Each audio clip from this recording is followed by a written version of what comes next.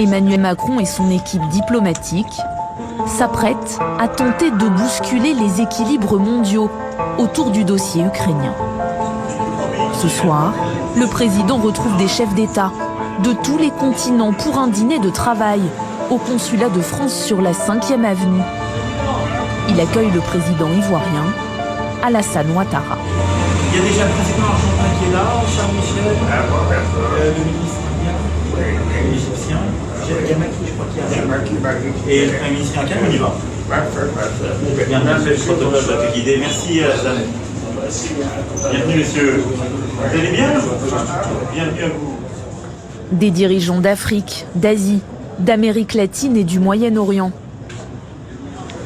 Et certains invités ont un peu de retard. Ah, c'est lui. C'est le cas du président sénégalais Macky Sall. Allô, Macky? Mais je t'en prie, non, mais c'est bien, t'as bien tout, t'es sur ton chemin, t'as besoin de... Tu es où? Pour évaluer le retard du président sénégalais, Emmanuel Macron va se tourner vers l'ambassadeur de France à Washington, Philippe Etienne. 59e rue. On est où ici? C'est le 1968, il est sur la 5e. T'es sur la 59e. Donc il est sur la route. On va le dire aux policiers. Bon, et alors, le chef du protocole va t'accueillir au consulat, on t'attend là-haut. Les autres sont là, donc c'est bon. Merci beaucoup. La rencontre se déroule dans le grand salon de réception du consulat qui surplombe Central Park. On est bon, Charles, tu es là. Charles Michel, le président du Conseil européen, est placé juste à côté de lui. À sa droite, le président ivoirien et la ministre des Affaires étrangères française Catherine Colonna. Des interprètes vont assurer en coulisses la fluidité des échanges.